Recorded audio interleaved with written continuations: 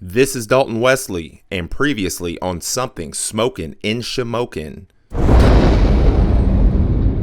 Stephen Crone and Scott Binsack teamed up to invest in a small town in Shamokin, PA, and created a prospectus to revitalize the area. Unbeknownst to them, they were going to be thrown under the bus by the local city council and newspaper to try and run them out of town, as there were larger plans to hide corruption and foul play at work that some officials were trying to keep quiet. The guys went to local municipal offices to get answers as to why they were being profiled and defamed by the government agencies to the local paper, but were unable to get any clear answers after multiple attempts. Harassment started to be seen by some of the local police against Steve and Scott at the orders by the city police chief Edward Griffiths. Steve was profiled and discriminated against by the local bank and refused to open a business bank account with no clear reason as to why. Speculation began to arise that they wanted to help some in the city keep him out as to keep their dark secrets of harassment, corruption, and municipal misallocation of city funds at bay. The guys started to question how the city was allocating municipal funds and questioned shoddy demolition projects that were spreading contaminants across the city, posing possible health hazards to the area residents. The guys began to question local residents to get their take on the city and their practices, and began to see other signs of harassment, corruption, and illegalities by officials and businesses against other area residents. Clearly, there are signs of foul play at work, and 1 and 1 is not equaling 2. Steve and Scott have now made it their mission to find out what is smoking in Shamokin.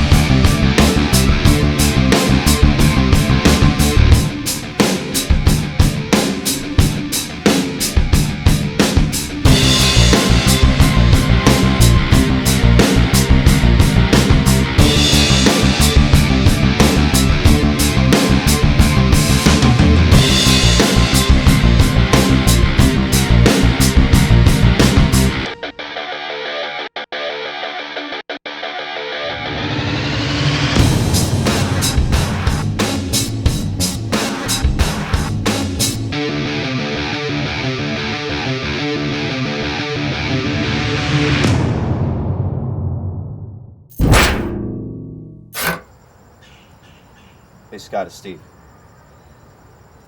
Yeah, fall's coming around, man. I want to come up and take a look at some of these properties. We need to put a game plan in. I'm not going to let this pressure and these bullies, stop us from what we're doing. Came in this to fix up these properties, bring in businesses, make some money the right way, unlike what some of these other guys are doing. I want to go take a look at our one house, put a game plan in, make sure we can get this stuff brought up before it gets cold, so we can get some of these people the housing that they're calling us for. I just got a call from one lady. She said that she's sick and tired of sleeping with a shotgun. She's 100% behind us. Gotten a lot of other calls and emails like you. I mean, we're definitely shaking the trees. So we're going to keep pushing through all this stuff. I've already talked with the DEP, the EPA. They've already opened an investigation against the city. They're now aware of some of these demo projects and of what's going on with some of this asbestos on some of these sites. So I'll get on a plane. I've already got the ticket. I should be up there tomorrow. Just meet me at the airport, and we'll go from there, okay? Yeah, she said she's worried. She's tired of sleeping with a gun in her house. All the good people are starting to come out in support of us, and the stories coming out about Bartos, the chiefs, some of the police. There's some good ones there. People are just sick and tired of being pushed around and bullied, and we're starting to get a lot of support mounting for us. And if we just keep this effort up, man, people are going to see the truth and what's going on here. So yeah, I'll be safe, man. I'll see you soon, okay? All right, thanks, man. All right, bye.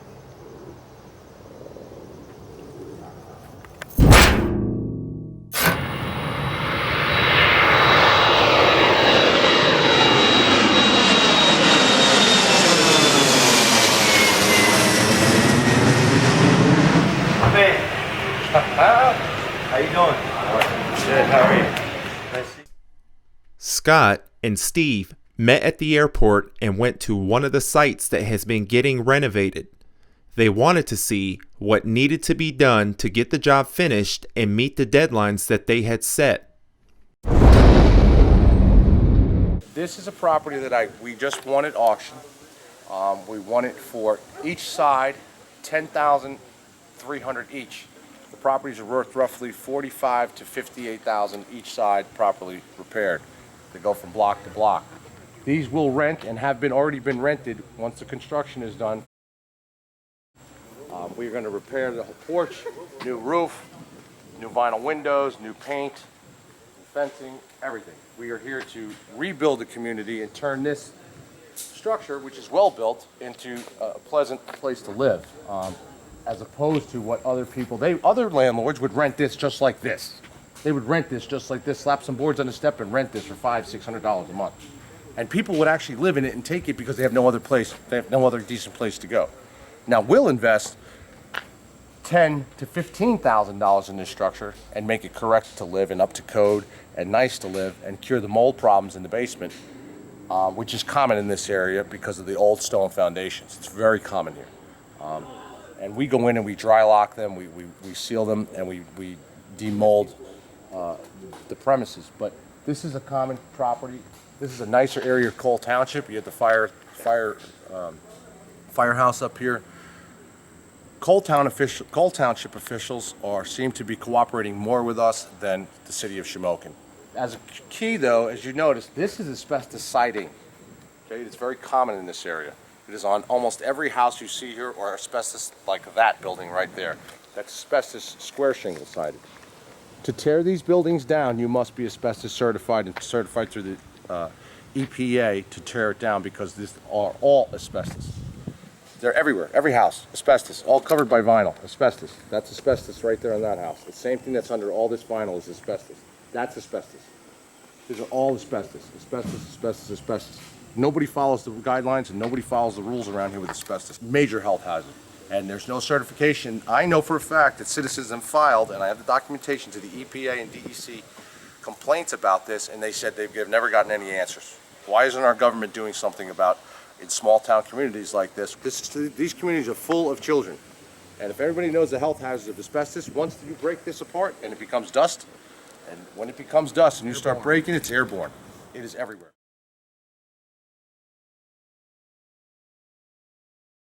Cancer, one of the biggest, bronchial disease, but mainly cancer. It starts with a bronchial disease and obviously goes to cancer. I'm not a doctor, but it's the most common cause, one of the main common causes of asbestos removal. That's why we try not to remove it. We will, if we have to remove it, we will get it certified to be removed. We will paint that and it is safe just the way it is. As long as it's not broken, and thus creating the dust, it's safe. It's when it is being removed that it's the problem, and it has to be removed in accordance under law and regulations. The guys took a break to get some food at a local establishment, and citizens started to approach them to voice their problems and concerns in hopes that Steve and Scott would help them. The guys know that they do not want to be the judge and jury, but will hear all sides to see if they can find out where the truth lies. One such citizen was Al Kiefer, a local tow company owner. Oh, you filed a complaint to the Judicial Conduct Board? Oh yeah, and if you read right here, it says Mr. Gembick is devises himself from any connections with any towing enterprise. Okay? He's still driving around with tow trucks. Do you have a couple minutes or can you stop up at my garage? Sure. What started this with me was Mr. Gembick opened up a towing business. And Gembick is the local magistrate, correct? Yes, he's a local magistrate here in town. He opened a towing business, and it was in his name, it was his business, his tags. Well, his partner, Michael Garcia, okay, that's his chief operator at the time. This was like 4 years ago. It was like November of '08 is when it started, right after I put this building up. And what had happened was, he got into the towing business, and all of a sudden he started getting all the towing. okay? I bought the business off a friend of mine probably 15 years ago, and when I bought it, I had a hard time getting calls and stuff because you have to get the put back on the list. Right, of course. Well, as soon as Mr. Gimmick throws his hat in the ring, he gets everything. So all the contracts started running to him immediately. Well, it wasn't so much contracts. They don't have contracts here. He was getting the calls for the tows. Exactly. Okay. He got all the contract or all the tow calls.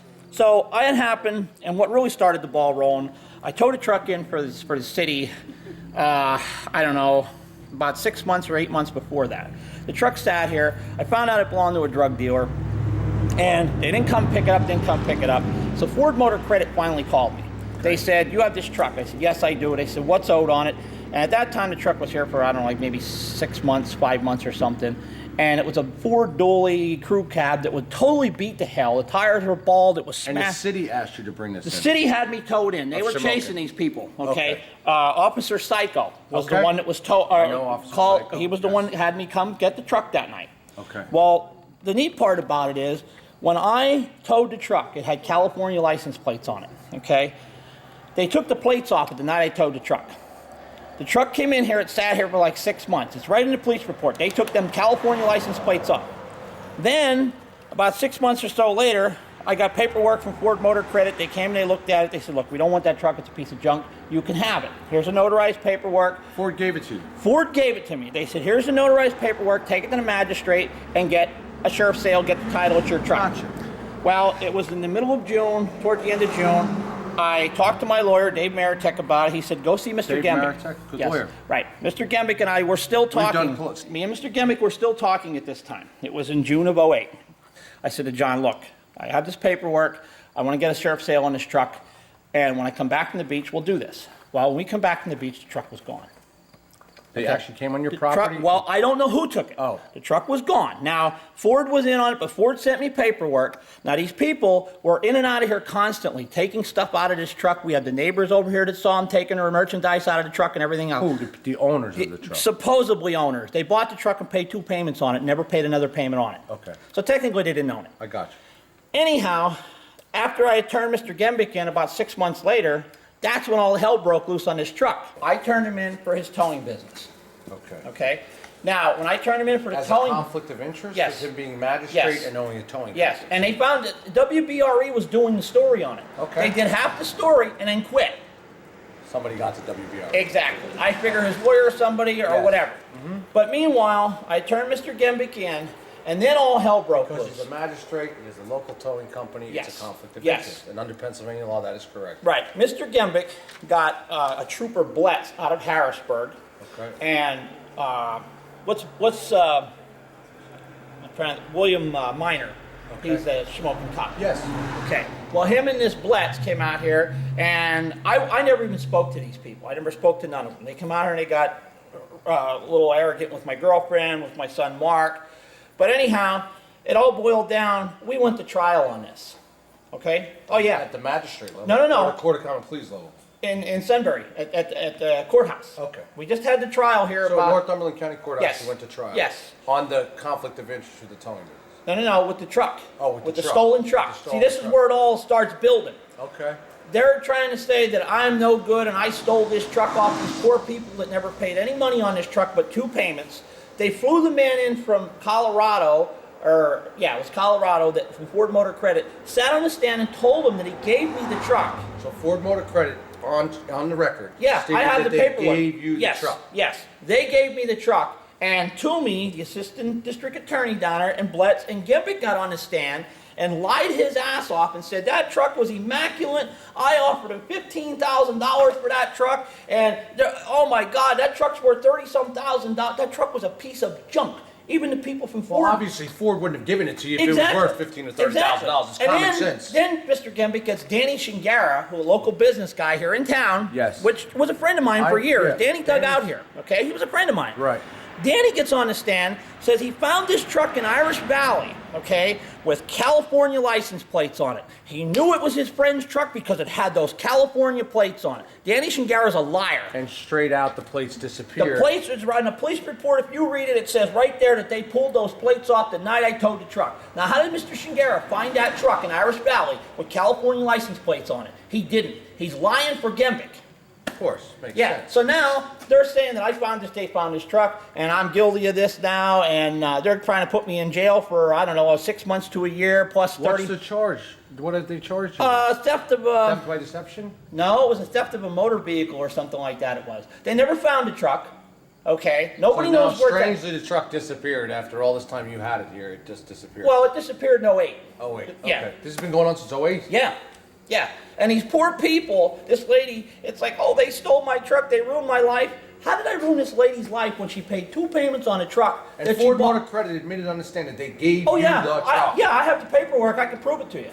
Oh, I believe you. Yeah. I'm just saying for the record, that's Yep. what they stated. Yep. So now they're coming back and want to file criminal charges? Oh, they Or already did. have? They already did.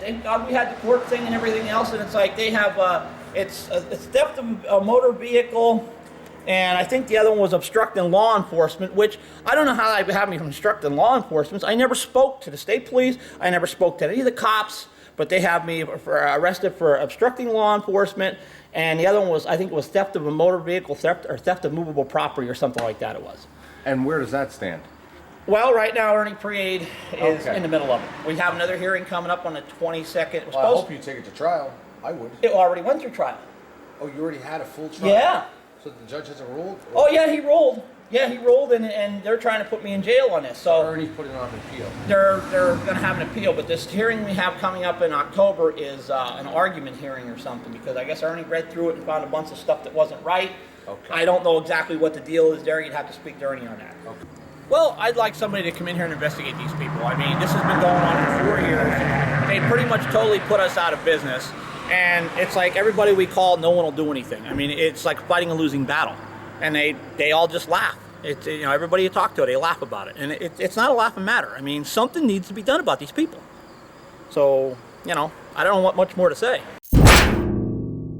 The guys hear about positive actions and community outreach starting to take place around the city and go to see if they can find out more of what is going on and to highlight these wonderful groups and people that are giving back.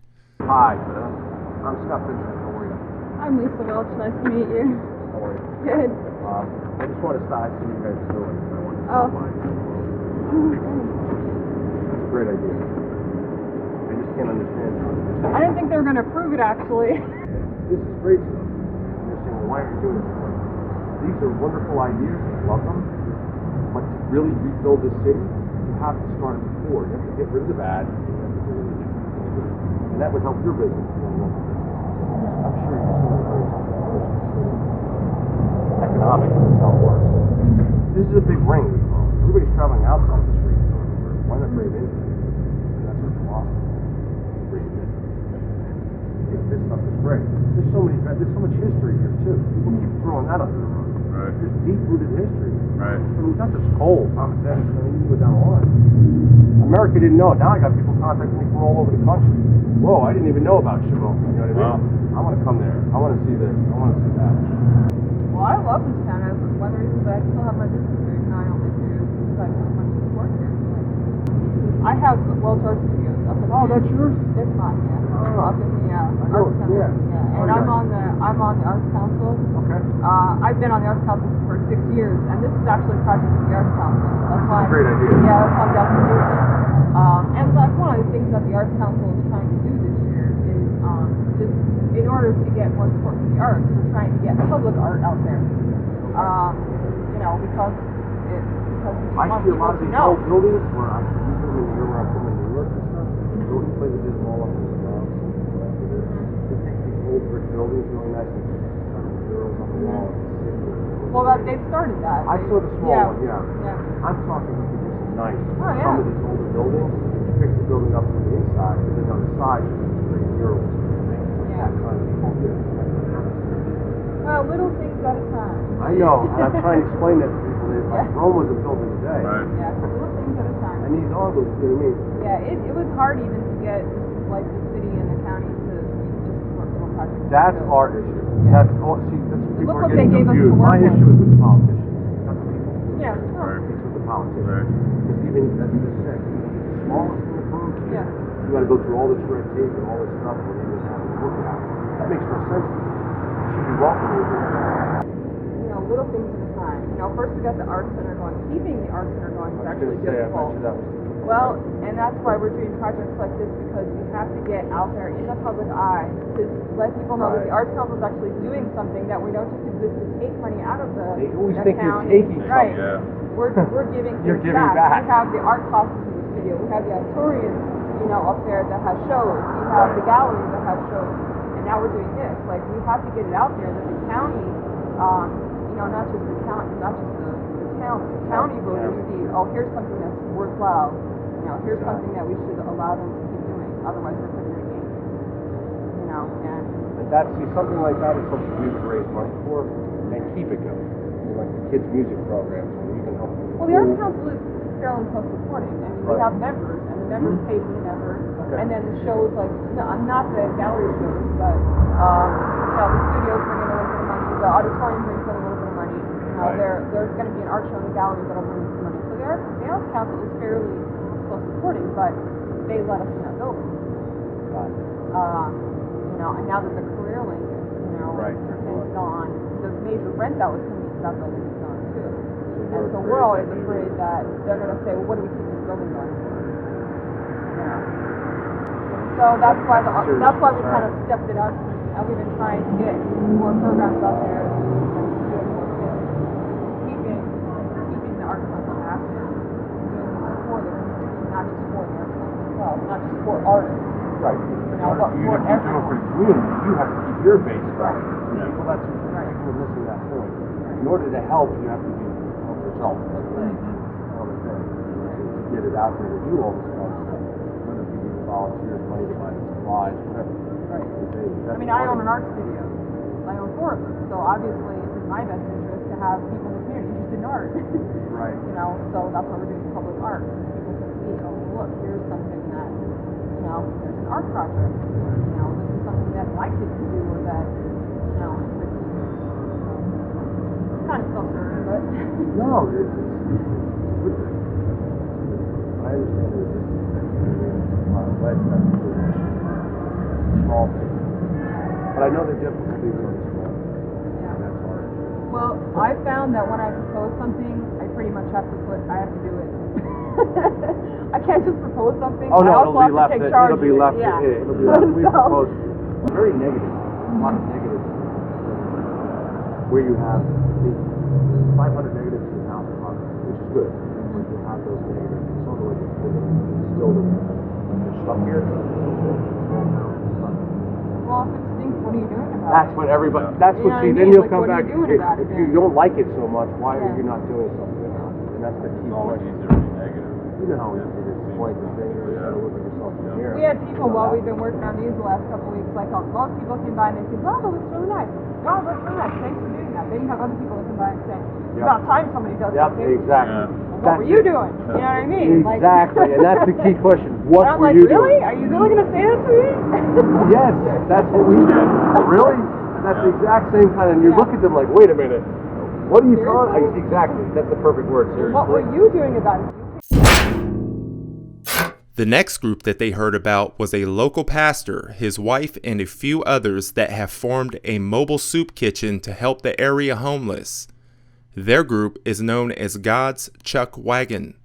I have one more hot dog left out of 80, so. See, how can anybody find out what's going on here? Like, there's no like event, like. We're in the paper, we're in the community calendar. Oh, you're in the. That's where it is. Yep, we're in the community calendar. And every day the Shamokin paper has what's going on here, and if you read it. Yes, I glanced. I mean, but I didn't know that's what it meant. There's 3 food trucks. 3. What are they? The same organization or? No, we're. Can you explain that to me then? Yeah, Restoration Ministries. They do. Okay. And Our Lady of Hope Is the other one? do the And other you one. are? We're the Ministry of the Water and the We're Spirit. God's Chuck Wagon. This is God's Chuck Wagon. We actually started the other 2 soup kitchens. Okay. And then what happened there? You said you just pulled away. Yeah, we're on our own.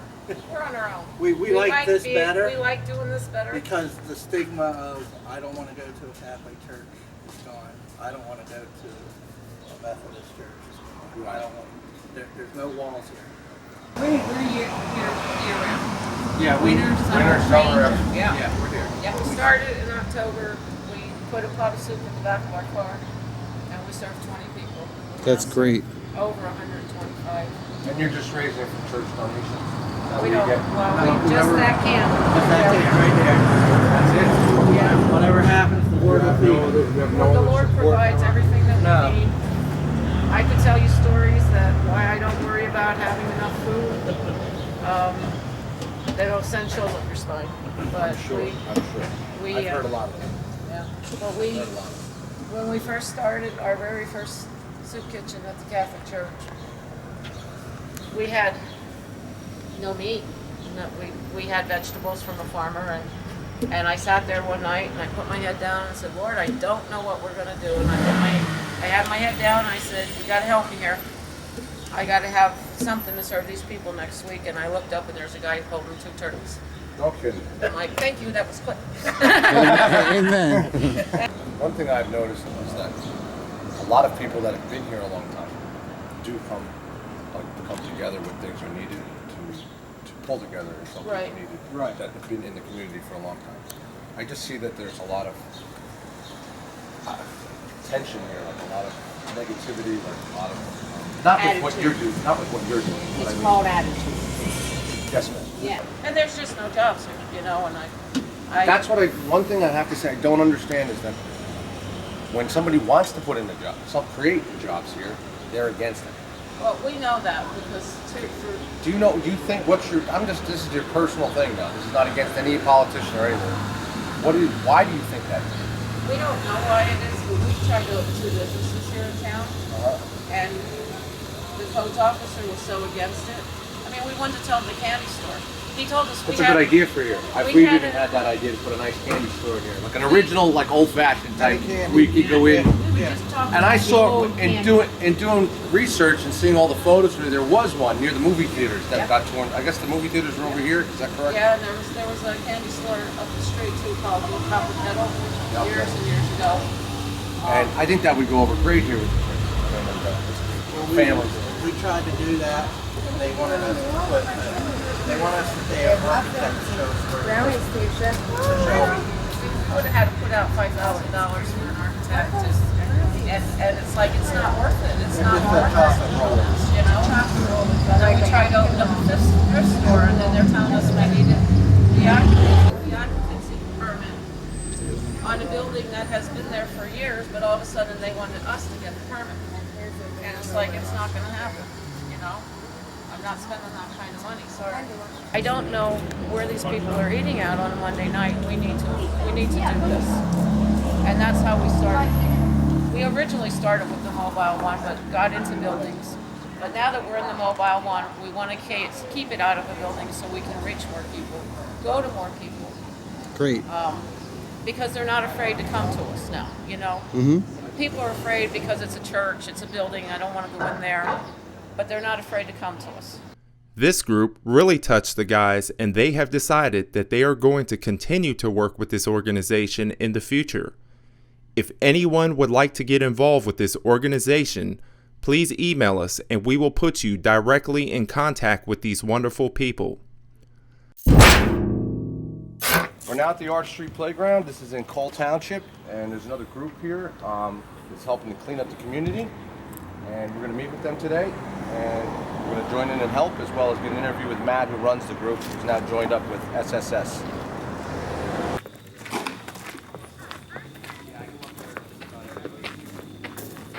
Gentlemen.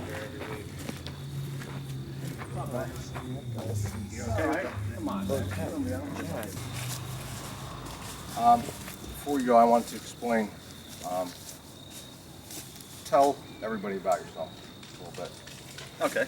What's up, guys? My name is Matt Reidinger, founder of the Shamokin Coal Township Community Cares Project. What we do is do cleanups as we're doing here today. Use volunteers, right? Yes, volunteers are needed. As many volunteers as we can possibly get. We have we brought you 2 new ones today. Very good. We're based off of Facebook. We have 110 members. The problem is not all 110 members are involved. there are certain people who come out every single time that we're doing stuff, which is great. And but yeah, we need volunteers. We need more ideas. Everybody's ideas are welcome. It's not, you know, one person. Myself, like I said, I'm the founder, but it's not me leading the group. It's everybody's So you ideas have multiple, combined. it's everybody's ideas. Yeah, So you're getting ideas from the community. Yes, exactly. And then you take those ideas and what do you vote on? What's like the best project? Yeah, or- we get, well, the main people, you know, that show up all the time, those are usually the ones who will show up to the meetings, you know, as well, so. And I you'll- like to keep everybody involved, you know, with the main group And you'll post your meetings on Facebook. Where can people find you on Facebook? You search Smokin and Coal Township Community Cares Project. So it's Shamokin Coal Township Community Cares Project. Yes. Okay. So we need volunteers, people. This is how this works to clean up the area here. And as you can see, this is what's going on here. I mean, and this is all over the city. We're in Coal Township right now, so I shouldn't say city. And as some people don't know that not from this area, Shamokin and Coal Township have been cut up and separated into two separate. One's a township, one's a city. Over an old football rivalry from many, many years ago where it used to be all Shamokin as one, as you can tell from maps on our website at the beginning of our show. But there was it's a true story, the township split over a football game, correct, Matt? Is that Yes, what it was? from what I understand. Yeah, they split up. And this is what it's about. I mean, people need volunteers here. And we're going to be backing Matt whatever we can as far as financial needs, paying for pick up the garbage, and as well as getting our hands dirty ourselves. And that's what we need in this community is more unity. Unity is needed here, not individuality. And that's the most important part here. I brought you two individuals who contacted me. You can introduce yourself, please, to Matt, to everybody. My name's David Schaus. Eric Slavisko. How did you guys hear about us? Originally it was through people griping on Facebook. Actually. Took a lot of research because it wasn't fully out yet as to what was going on. It was more along the lines of he said, she said. And took it from there. Ended up finding you guys on Facebook. You mean something smoking and smoking? Yes. Okay. And I know you reached out to us, and we're going to be having you work with us as well. And now I want to introduce you to Matt. You know what I mean? Matt. Nice to meet you. You too, guys. All the groups come together, post what they have, you know, that way people, like you said, one source to go to. Not to mention names or groups, certain groups who now know that I'm working with you have told me in the past that if I work with you, they want nothing to do with me. They won't help out with any volunteer projects, everything's cut off. So everybody knows who hasn't, from outside of the area, watching our TV show or following our Facebook page and website, there is a hate group against something smoking in Shamokin. But that being said, what I said, there are groups, there are volunteer groups that are, you know, well established and are willing to work with anybody in Shamokin. I don't want that. No, you know, I agree. there are good There's a groups. lot of good groups here, and that's what I'm thinking is maybe we should get those groups involved completely. You know what I mean? Like a whole forum between your page, my page, and we put something like the news, like I'm trying to say, like a page that links us and everybody, all these groups. You know what I'm saying? So it's not just one particular group.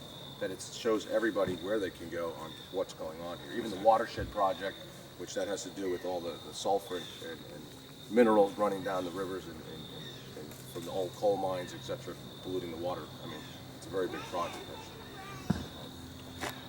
So, the prejudice in general, I feel, is preventing the progress. If we could somehow smooth out the lines altogether Absolutely. and bring people together Well again, said. coalesce into a group, that's what it means.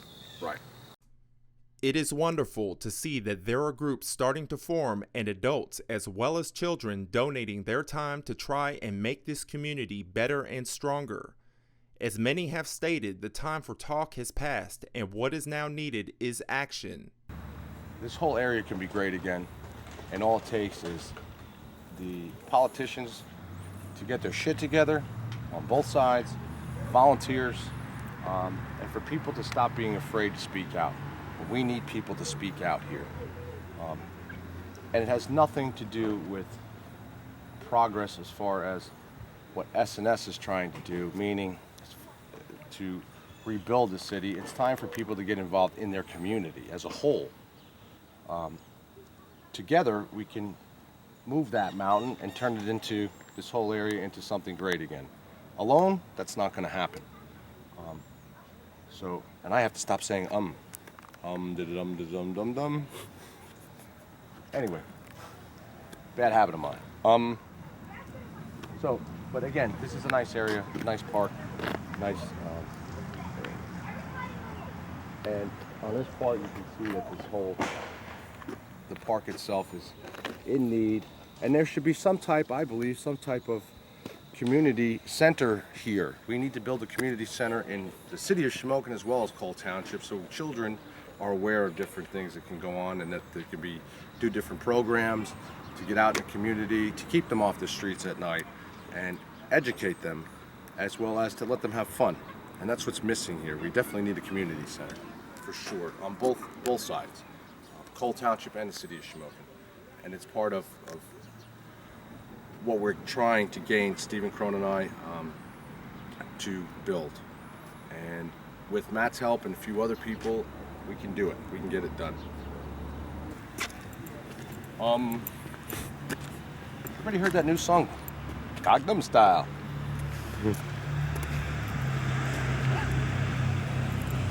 It's like the hottest song all over the world from a YouTube video from China. And he sings that song, that's incredible. From one YouTube video, he is now known all around the world. It's the most watched video, most listened to song. It's being played around the world from a man in China who just, and it is a good song, by the way. It is a good song, by the way. So listen to it. And I might give you a little taste and dance to it. Gangnam Style. And whatever.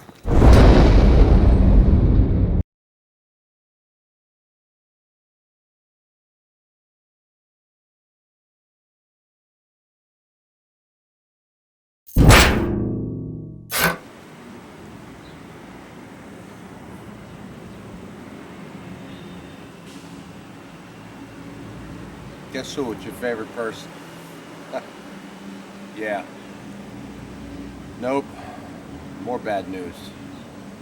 Yeah. Well, I got word today my parole agent stopped by the house. She ordered me to stay in the house on Monday, and then I will have to report in. And I made some calls, and this is, from what I understand, they're going to try to put me back in jail. Yeah. On alleged technicality for owning and operating a company and something to do with the charge account, one of the corporate credit cards, and etc. Yeah. Serious shit now. Well, I'm very concerned because you have your properties here. We have another one under construction. I'm concerned about you getting your rents. And you know where it's coming from. Come on. Yeah. Well, if it's Monday and now I'm talking to you now, it's Thursday, so I need you up here. I need you to come up here in case they take me away. It could be Monday, it could be Tuesday. She's ordering me in the house. I don't know yet. I got to get a lawyer. I'm going to go see a lawyer today. I made some calls. I'm going to get one of the best that's available around here. I mean, this is serious, dude. This is very, very serious. And I want to make sure you get your rents, everything. Please see what you can do. I don't care if you got to drive. I don't care if you got to fly. I don't care if you got to take a train. You know, take a train, take a plane, take a bus. I'm just kidding. I'm trying to make light of this. Yeah. Yeah, same thing. Police Chief Griffith, the same way. You know how she was waiting at the city council meeting where I was supposed to show up Monday? I explained to you the whole thing, that she was waiting there, that Griffith had called her if I showed up at city council meeting, that I was supposed to be set up, etc. They already tried this once and I didn't show up because I was told, and now this is the next thing. She shows up at the house on Thursday. I wasn't at the meeting on Monday. Think about the days. Monday, Tuesday, Wednesday, Thursday she's here, and now I have to report in and I'm not told to leave the house on Monday. Yes. Dude, I care more about your properties, everything, the whole bit. I want to make sure this doesn't go south on you. You invested a lot of money, your time, everything. And I'm concerned for my safety. You know how many death threats I've gotten. You've got the same. Yeah. I know you're losing business in Florida. I don't know what to tell you, but I need you up here. All right. Yeah. I will. I know. Calm down. I know. All right. Yep. All right, let me know, please. Thanks. Bye.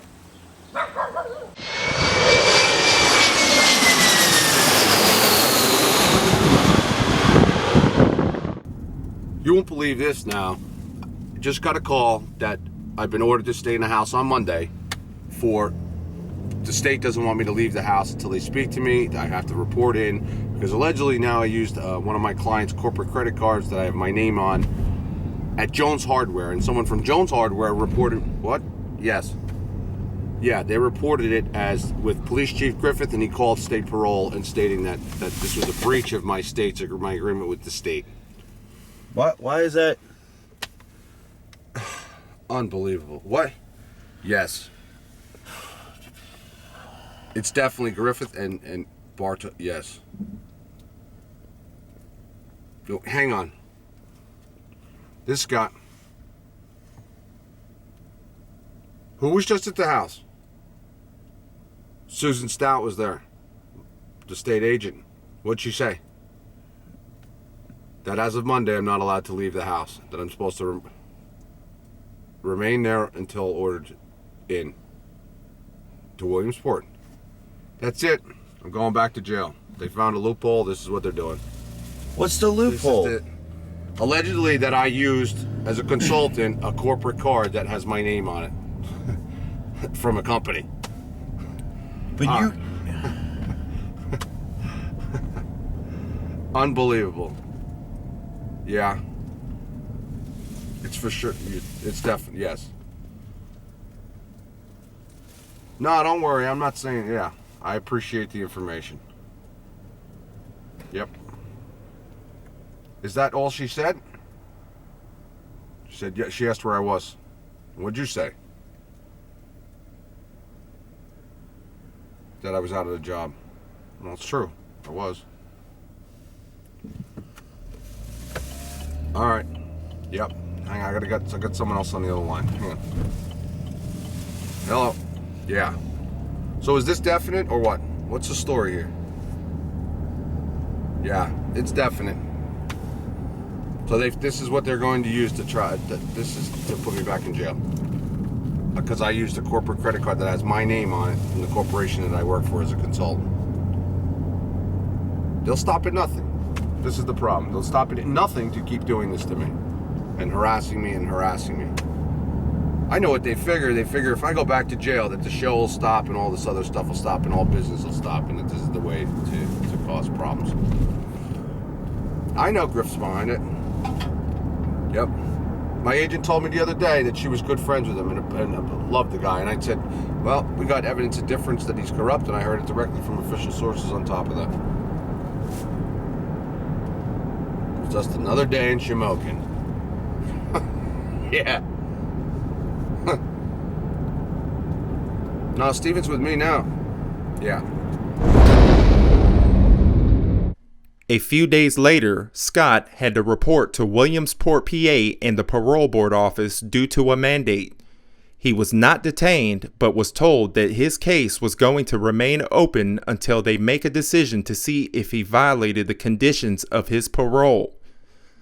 The guys were told by a reliable source that this made-up allegation was started by Bartos, Chief Griffith, and his parole agent, who admitted that they were friends to try and stop Scott and Steve, since their pressure has already begun to open many people's eyes to the wrongs that have been taking place in this city for too long. A few days later, Steve went to another job site and the guys received a notice from a local citizen that the demolished site did contain asbestos as they were claiming. Yeah, I ran over to one of the houses and I printed something off the computer before you left. I'll be back over there in 5 minutes. The guy Matt sent me and you that certificate from that home. Well, he was right and we were right, man. It is definitely asbestos on the street. So, you know, I've already notified the EPA and the DEP. The lady's already gotten back to us. I know they're going to be going to the site. He said he wants us to get over there and talk to him because he's been getting a lot of pressure now. And Bartos and the chief of police, according to him and his boss, called his job and threatened him. So he wants this to go out to the world. He's not really worried about going to jail, but it's a possibility they're going to lock him up for trespassing. I know, man, there's no trespassing signs posted, but yet they're trying to claim trespassing. So it's getting a little chilly. I'm going to just get my jacket real quick. I'm going to meet you back over at the house, okay? So just be ready because we got to rock and roll real quick. Okay. Just letting everybody know. We got this report from a local gentleman who went out and had that site tested that we've been complaining about and that everybody was complaining about multiple times to the city administrators, and nothing was ever done, no action was taken, and they even stated that there was no such thing, no such report, and therefore no proof, but they kept laughing this young guy off, saying that he basically was full of crap, and until he got proof, they weren't going to take it seriously. So he went out on his own, got a sample, sent it off with his own money, and got the proof that it is asbestos. And now the county's going to be, or city's going to be in a lot of trouble now. So he wants us to go talk to him. He's scared that he, may lose his job or may go to jail, and wants this to get out there because all he did was care about the citizens of this community. I mean, the more and more I'm seeing this, there's no surprise to me as to why this region has some of the highest cancer rates in the state. And if somebody's out there and somebody has any power, I mean, I've already reached out. The powers that be have already opened their eyes and opened an investigation, but please, let's help these people. I mean, this is exactly what it's all about.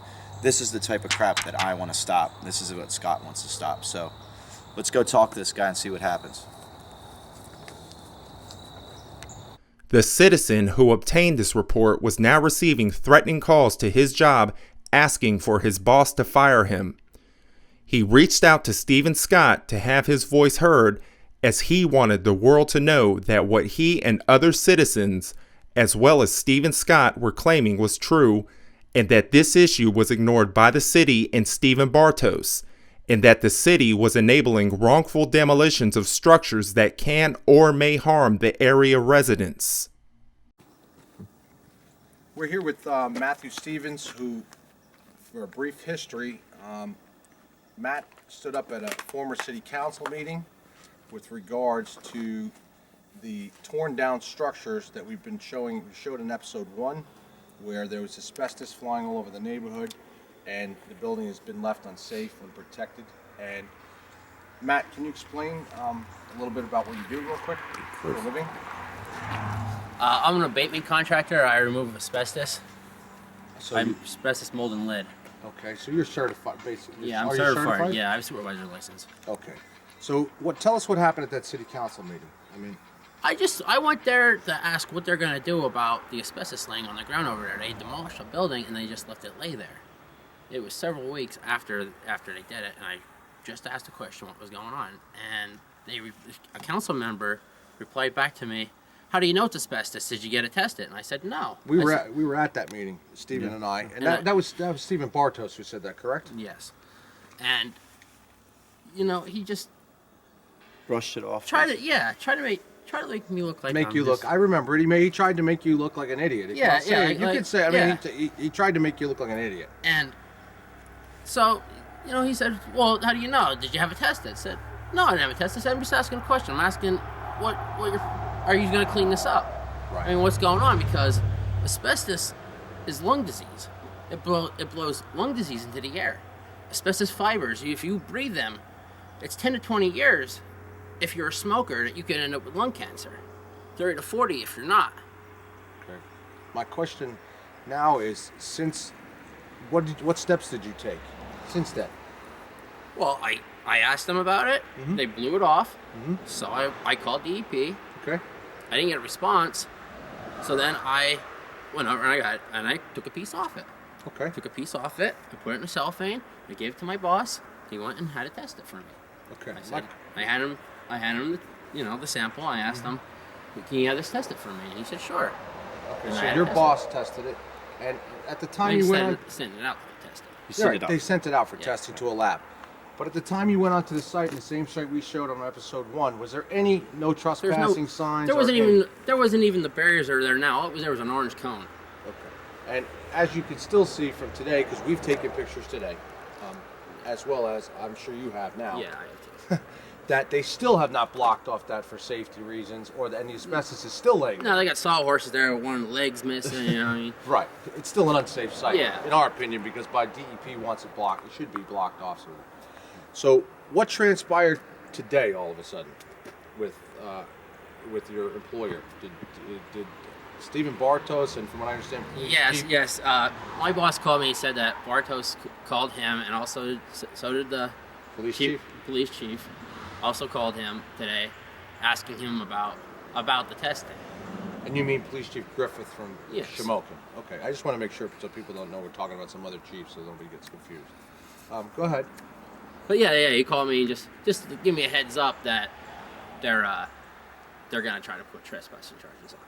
Your boss told you that? Yes, my boss told me that. And your boss got calls directly from Stephen Bartos and the police chief? Yes, from both of them. He goes, you stirred up a bee's nest or a wasp nest in Shamokin. I said, why? He said, and then he told me, he's like, I just got off the phone with all these people. And are you concerned now you're going to be arrested? You know what? I just was just worrying about the safety of the people in the area. It's lung disease blowing in the air. It's illegal. You cannot tear down a structure and let it lay there. You can't. Personally, do you not find that's very intimidating for somebody? I mean, you could say it in your own words. I don't want to put words in your mouth. My point is isn't that a little outrageous for a public official to call your boss and ask about it and then say that they're going to throw charges on you? It's like intimidating. Yeah, it's ridiculous. It's pretty petty too. Sure. I'm just worried about the safety of people in the area. As we are. I mean, as we that's why we blew it up as well. That's why I brought it up at a council meeting. Mm-hmm. And we were at that council meeting too, and they basically told you, if I remember, actually I did remember pretty well, that did you have samples? Did you have it tested? You said, well, no. And they said, well, what proof? How do you know it's asbestos? And basically didn't tell you couldn't go on the site, but basically putting out there, go have it tested and then come back and speak to us. So you took it upon yourself to do what was right. Yeah. And now they've turned this whole thing around and are using their position of power to try to scare you and intimidate you, as they've done to myself, as they've done to Scott. And many other people. So definitely a reoccurring theme around here. If you do things that they don't really like, they're going to make sure you don't ever do it again. They call you out on it. In other words, if you strap on their toes, and I'm telling you, this is not the Wild Wild West, folks. This is what's going on at Shamokin is definitely smoking. And I don't mean that to be a joke. There's serious stuff going on here. Less than 4 hours outside of the nation's capital. And we're not talking in the middle of Midwest here, people. We're talking right outside of the nation's capital. Good, hardworking families. Had their businesses there here forever. How many generations have y'all been around here? 2? 3? Yeah. 3? So... And is 4. this 4? I know your dad's not part, but your father's also had run-ins as well with the city with his issues as well, correct? Mm-hmm. And he sort of suffered backlash. Yeah, Griffiths thought it would be funny to make a joke. I bring about asbestos laying on the ground, and he brings out about my dad's cars in a parking lot. That's cars parked in a parking lot. That's not asbestos blowing around the street. That's not lung disease. Right. It's pretty different. Right. That's kind of... Well, I'm going to say one thing. Anybody out there seeing this, we've already given you names, numbers.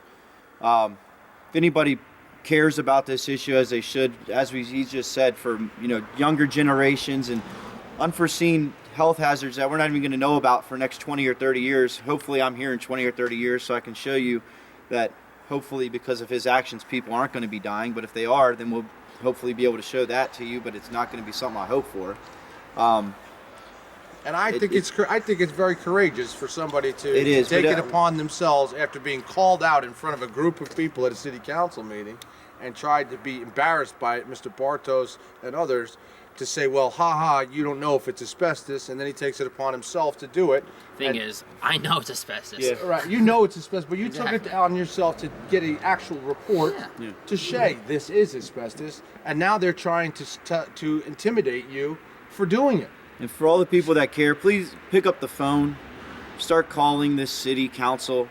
Please start calling the DEP. Start calling Steve Bartos. Tell them they need to start doing what's right here. I did talk to a guy from DEP. He told me that he looked at the wrong site after I called him, and that's why he never returned my phone call, because he looked at a site that was up the street from there. It wasn't where I told him to look, but other people were calling and using the Exxon as a reference.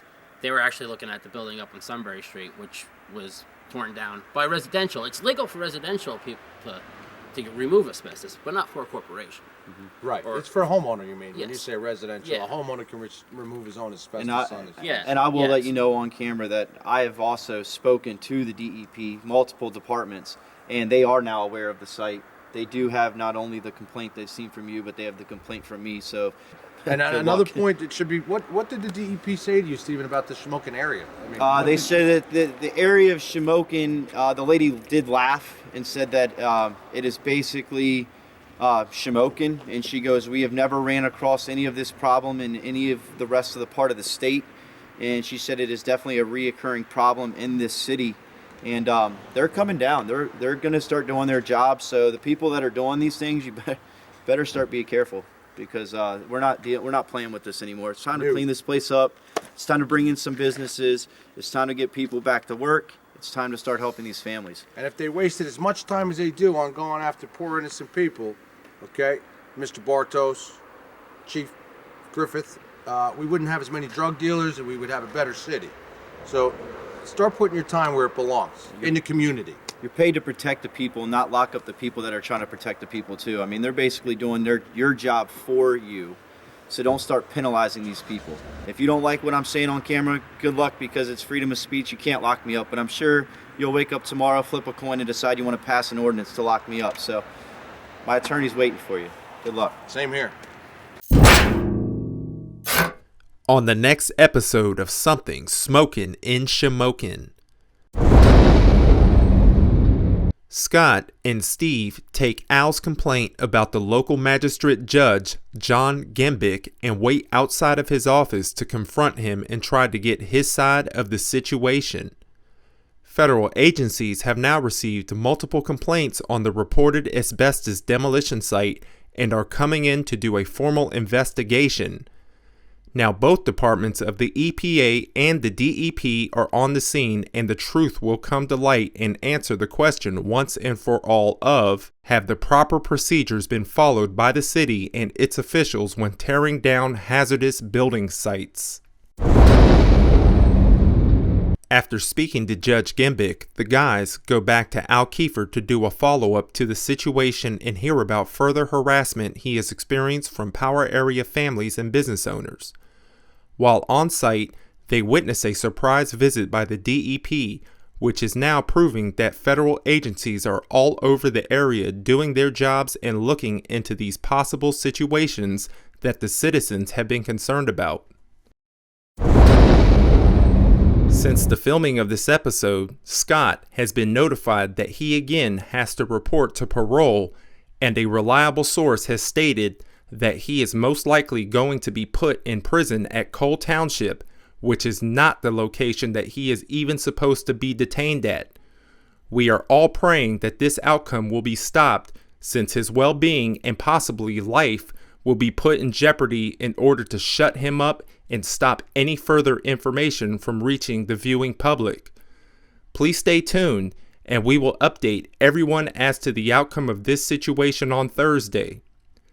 This is the problem when concerned citizens speak out. Those that are corrupt will stop at no cost to silence them.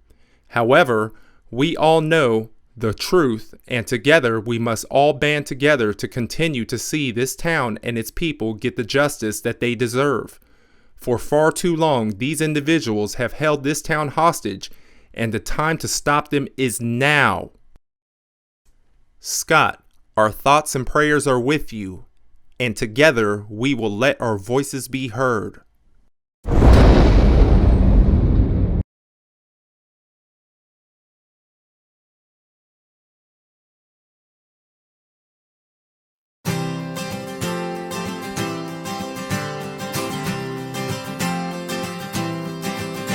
say coal miner's daughter is different indeed, 'cause her papa might land you the job that you need. If you pass his inspection, the ticket he'll read, 'cause every coal miner's measured by the lips that it feeds.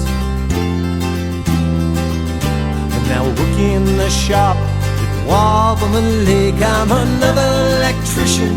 Coal miners pay after fixing equipment. And the men in the pit will head out to the game, but we'll all drink a beer. Let's drink to wide open spaces and familiar faces, and fishing through holes in the ice towards relaxing ambitions. Through white woodwork fishing, turning coal into diamonds and northern lights. Well, the father for me is before he's standing deep in the hole. Before turning 15, they were working for peanuts and breaking their backs. Till home came the Sundance and wobbling snacks.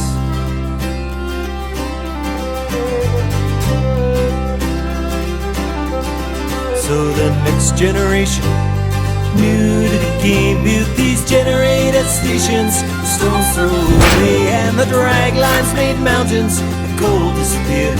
We'll move more in a week than they could in a year, while the miners keep digging. We tend to the rigging. We work hard, but we won't work for free.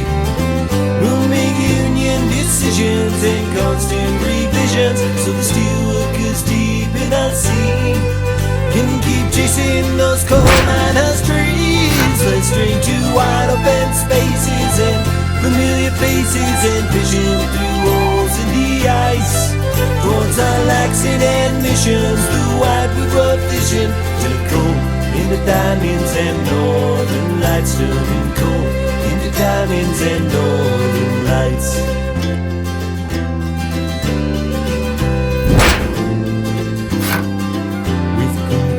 Compassion, the schedulers forms have the laser surveying the prospector's dawns, and the coal miner's daughter is pregnant again, while the Whitewood's exhausted in 2010. We've learned from the past, no coal miner lasts the son of a coal miner's daughter. Since our Genesis breach, guess we'll leave Seba Beach, 'cause we'll never make blood out of water, and we'll never make coal out of stone. But I've married that coal miner's daughter. Guess we're leaving our wobbling alone. So let's drink to wide open spaces and familiar faces, and fishing through holes in the ice towards our relaxing ambitions. Through white woodwork fishing, turn coal into diamonds and northern lights. Turning coal into diamonds and northern lights. Turning coal into diamonds and northern lights. Turning coal into diamonds and northern lights. Northern lights. Northern lights. Northern lights.